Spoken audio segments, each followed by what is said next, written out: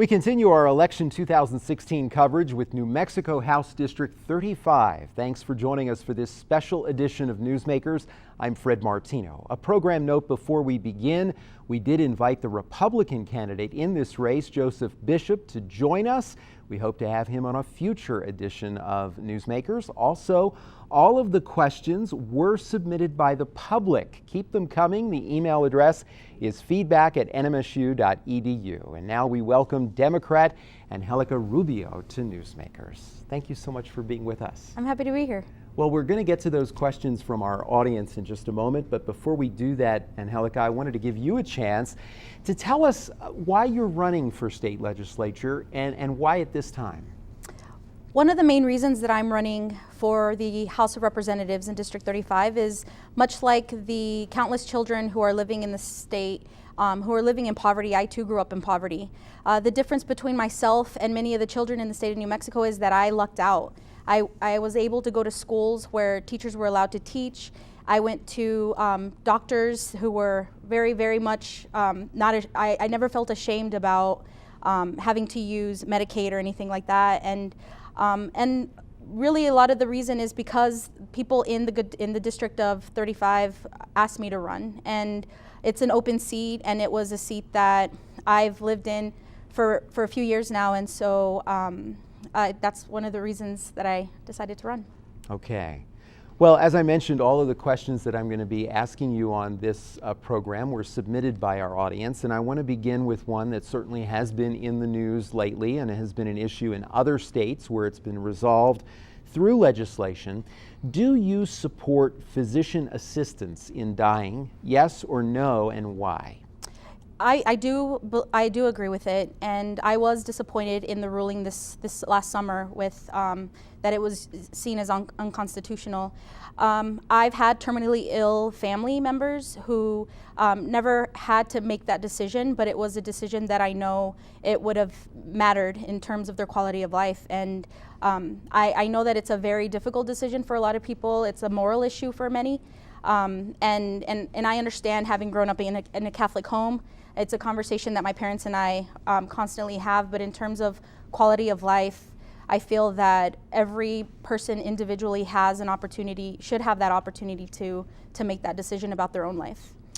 We start with a controversial topic. We continue with a few more, and these again are issues that other states have dealt with, and they've even instituted legislation to be able to allow as we said, physician assistance in dying. As you know, a number of states have also really spoken out on our next question. Do you support allowing voters to decide on the legal sale of recreational marijuana in New Mexico? Yes or no, and why? I believe that voters should have the opportunity to vote on the issue. In terms of legalizing marijuana, I do support it. Not only do I believe that it's an opportunity to diversify our economy, which right now is very reliant on gas and oil, but I know that it's good drug policy, and I know that for many in our state, they're struggling in terms of dealing with a lot of the issues related to mass incarceration and all those issues. And I feel that by making marijuana legal, it would also make it much better for so many people in our communities who are trying to have a second chance at a lot of different, in terms of jobs and school and things like that. Okay, so in addition to you saying that it's good for the economy, and certainly Colorado has seen countless millions come in from the sale of recreational marijuana through tax receipts, etc., and an increase in tourism there as well. You mentioned that you feel this is also good drug policy. I want to give you a chance to elaborate on that a bit. You mentioned the reduction, I assume, in mass incarceration. Other issues related to why you say it's good drug policy? Well, I feel that with the issue of marijuana, we're at a time in a period in our life, in our society, where marijuana is being it's fun. It's good for a lot of people. I mean, medically, people are able to use it to become to heal a lot of the pain that they've they're suffering with, and so I think that we're at a time where the majority of people in New Mexico support legalizing marijuana, and if it were to go to a vote, that the majority of people in New Mexico would vote for it to become legal. Okay. What do you say to critics who have raised concerns about possible health issues related to this, about possible drugged driving increases? I don't know what the statistics are in that, but I know that in terms of, if we compare it to alcohol, it's significantly lower. And I think it's a conversation that we should have, and I know that it's a conversation that's been happening. And in terms of Colorado and Washington, they are both states that have had to, that not only did they make it legal, but they're also having to, there are things that we can improve from some of the things that they have done. And so I think this is a really great opportunity for us to consider the issue, and also having the majority of our voters participate in that decision, and us being able to listen to our constituents and finding out more about why this issue is so important to many of them, but also at why it's good legislation. Okay. We'll move on now to another audience question, and the economy, a very important issue for New Mexico right now, which is lagging the nation severely. How would you provide incentives for businesses to relocate to our state, if any? I personally believe that there is already a lot of incentives for businesses. We have been able to give them tax breaks, particularly those coming in from out of state. And so I feel that we need to be investing more in our people, more in the quality of our education, particularly early childhood education, K through 12. I also believe that we should be investing more in higher education, because those are the incubators of growing our economy, and particularly small businesses. I think that we have not done enough to invest in small businesses. I think they make up 95% of our businesses here in the state. And if we're looking at pre-recession numbers, they can help us come back to those numbers. And I would also say that with corporations who are coming in, we are giving these incentives, I disagree with the fact that there are no sunsets to any of these incentives. I feel like a lot of these corporations should be required to produce a net amount of jobs before those incentives can continue on. Okay. Give you a chance with our next audience question to really expand on this even more and go beyond just incentives. The question is, what should the state legislature do to improve the economy in New Mexico? I definitely believe that it goes back to the corporations and the taxes. Corporations should be required to pay some of those taxes that we've been giving them breaks on. I also believe that we should be diversifying our funding. So just in addition to the gas and oil, we should be diversifying with solar and wind. And of course with marijuana, by legalizing marijuana, that is another opportunity to be able to improve our economy. But I also do believe that if we invest more in our small businesses, if we invest more in early childhood education in K through 12, those are some very long-term goals that we can face. In terms of the short term, I think we need to just really think about accountability. I know that in recent weeks we've been hearing a lot about insurance companies not paying. I think it's the premiums, and just with the sample amount of that's been evaluated, there's about $140 million that we could have tapped into. And so it has to do a lot with our accountability and just holding our legislators and our government accountable for the things that the money that we're spending on, and the things that we should be spending on. Okay. Well, as you know, many folks believe that one area where we should spend generously, and you've already addressed this in a previous answer, is education. And our next question moves to education. An audience question says, do you support universal preschool education? If so, how would you bring it about? Yes. So I believe in early childhood education. It's fundamentally true that from 0 to 3, children's brain development happens at that moment in time that could very much directly impact them for the rest of their lives. And for a few years now, what many of my allies and the people that I work with throughout the state have been working really hard to go and talk to the legislature about proposing that we tap into the permanent fund, which is the second largest permanent fund in the country, the 7th in the world, and we're basically just asking for a fraction of that to be able to pay to invest in that 0 to 3. And I think that in terms of a long-term investment, if we're really wanting to invest in our people, this would be one of those steps that we get there. What do you say to critics who might argue that the permanent fund to tap into that might be dangerous, particularly with the fact that we are so dependent right now on federal government jobs, we're dependent upon oil and gas, and of course in both of those areas we're struggling, we're not being able to even maintain all of our public sector jobs in the state as we aren't in the country. And oil and gas prices are down, so that's hurting revenue as well. Yeah, I think that the concerns that we have are, we really are in a place right now where we need to really think creatively. And one of the things that I've been thinking a lot about within my own campaign is really talking about how we reinvent ourselves and we reimagine the kind of community and the kind of state that we want to live in. I think that we've been doing a lot of the same things over and over again, expecting different results.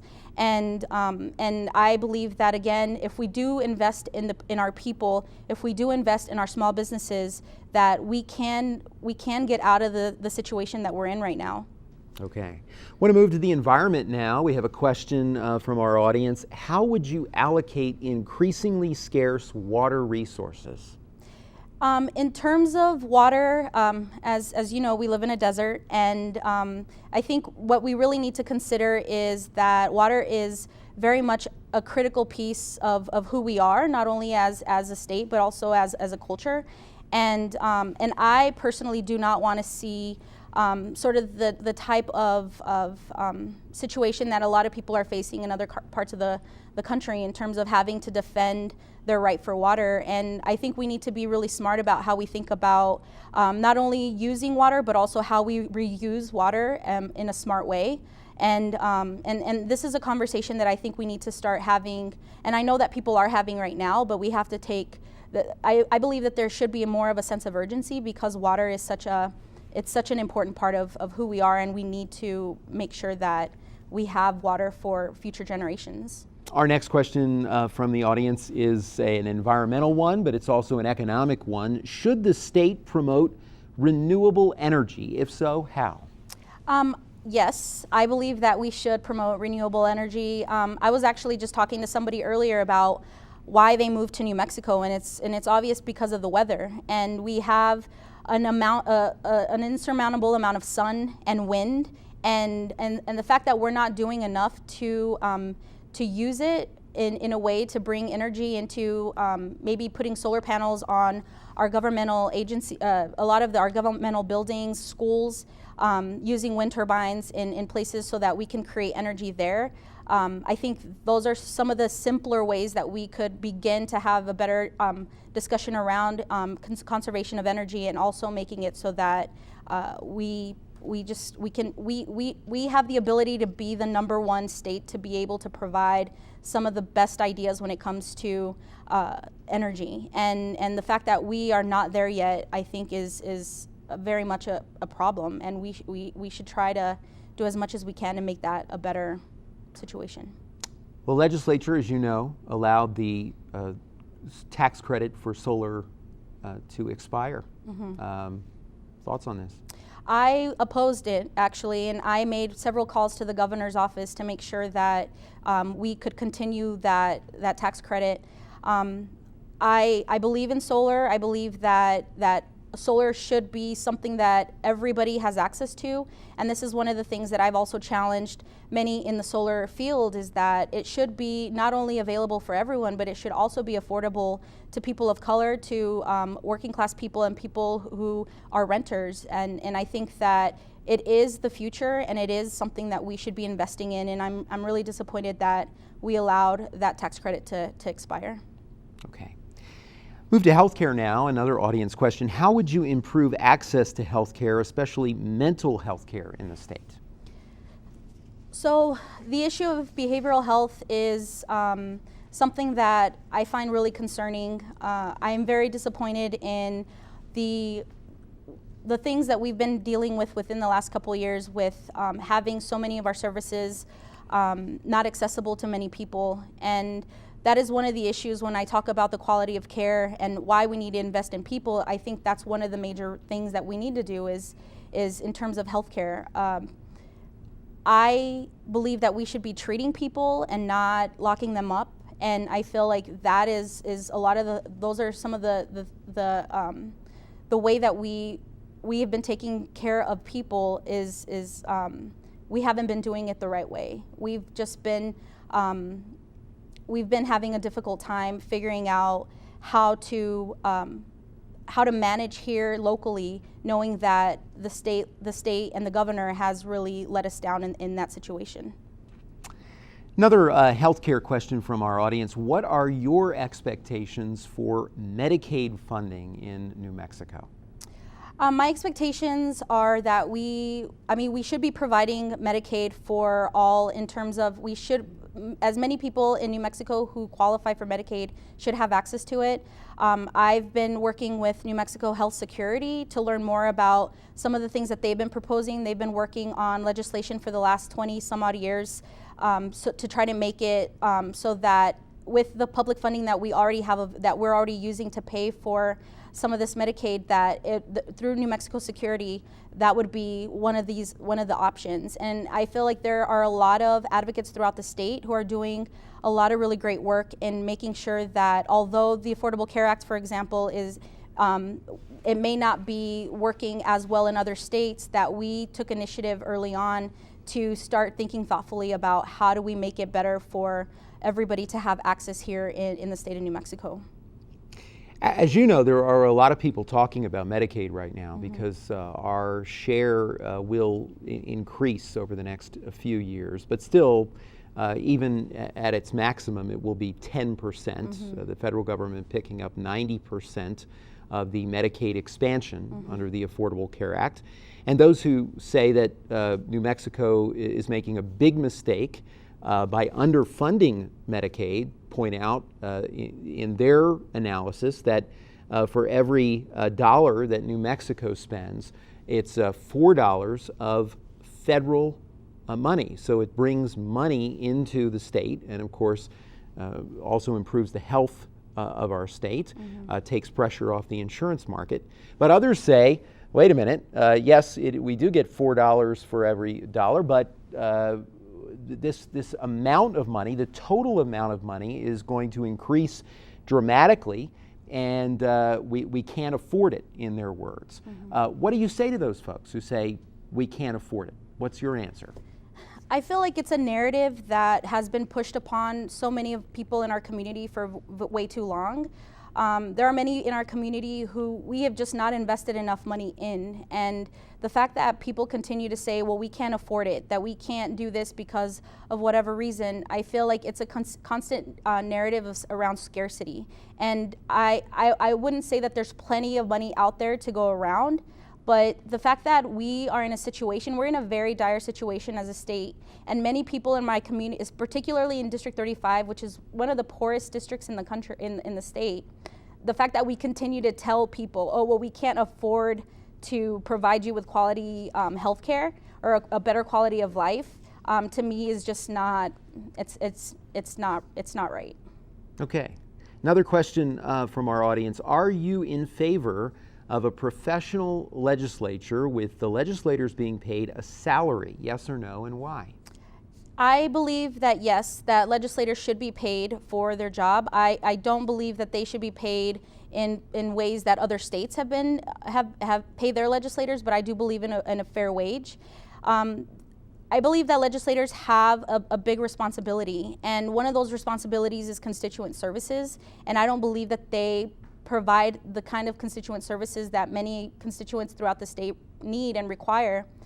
Furthermore, the majority of the people in the legislature are attorneys, they're they're farmers, they're ranchers, oil and gas people, and I want to see more people like myself in the legislature, people of color, women who don't necessarily have the privilege to be able to represent their legislature because they have to also work to make ends meet. And so absolutely, I believe that a legislator should be paid, and my hope is that through that we can diversify some of the experiences in the legislature.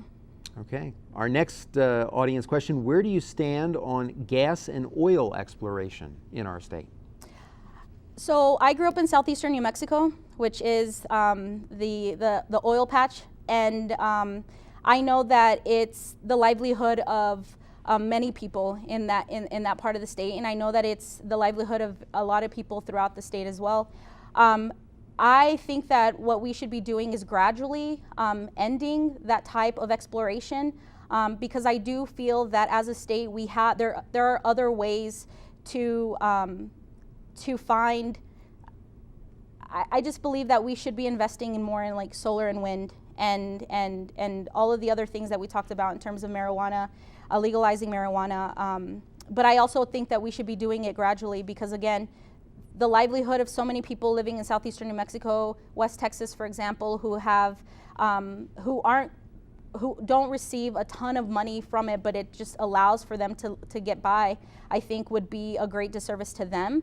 And I also know that we need to be investing in community colleges and higher education so that the people who are having to do those jobs and are having to because even now with the way that oil and gas has been working, and how it's been how oil and gas has not been producing in terms of income for the state, that revenue is also directly impacting a lot of the families. And so if we're able to provide opportunities for people, once we gradually stop doing that, then I think that's how we are able to have this comprehensive plan to make it work. Okay. We talked a little bit about early childhood education, and you've mentioned in a number of your answers education in general and higher education.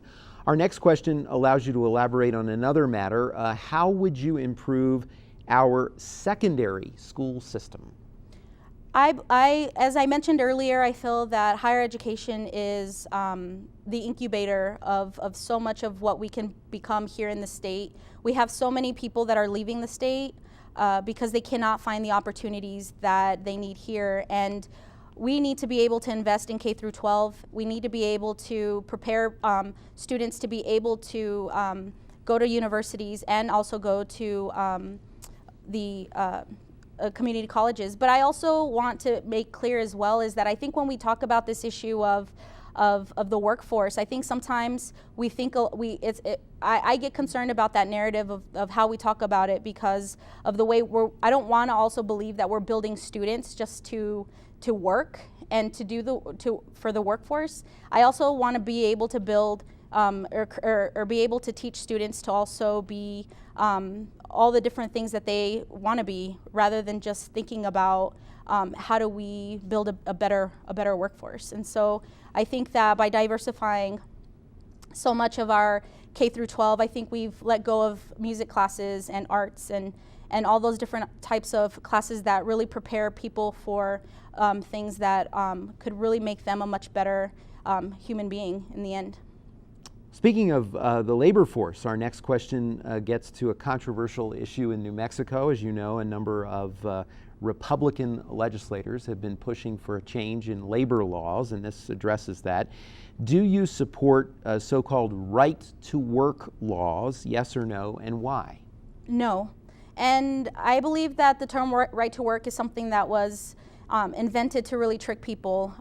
But what it is it basically takes away collective bargaining for workers across the state. And no, I absolutely do not support right to work. I think that every worker has the right to be able to negotiate his or her salary and benefits. Would you be in favor of public financing for all state elections? Yes or no, and why? Yes, and I support it in that I'll elaborate a little bit in terms of how I answered the question related to the legislature, is that without public financing, it makes it that much difficult for people like myself and others to be able to run for office. And I'd like to see more people who are low income or people of color being able to run for these positions of power. But also, public financing takes away money out of politics, which I think is really, really critical.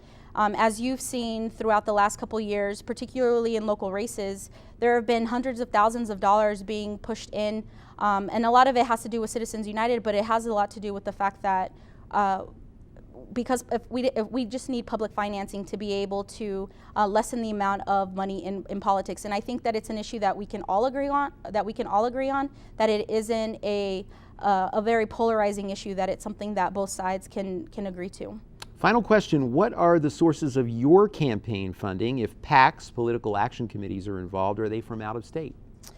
No. So most of my donations have come from small donations, and any of the larger sums have come from mostly labor. Okay. And Angelica Rubio is the Democratic candidate in New Mexico House District 35. Thank you so much for being with us. Thank you, I appreciate it. We want to remind our viewers at home that we did invite Republican Joseph Bishop, the candidate in District 5 for the Republicans, to join us as well. And we hope to have him on a future edition of Newsmakers. That is our time for now. Join us this week on KRWG Radio. Every weekday we have morning edition for you from 5 to 9, fresh air at 11, and Here and Now, noon to 2, and All Things Considered, 4 to 7. KRWG News, always online at krwg.org. And we'd love to hear from you. Email us with your story ideas and video submissions. The address is feedback@nmsu.edu. Have a great week. We'll see you next time on Newsmakers.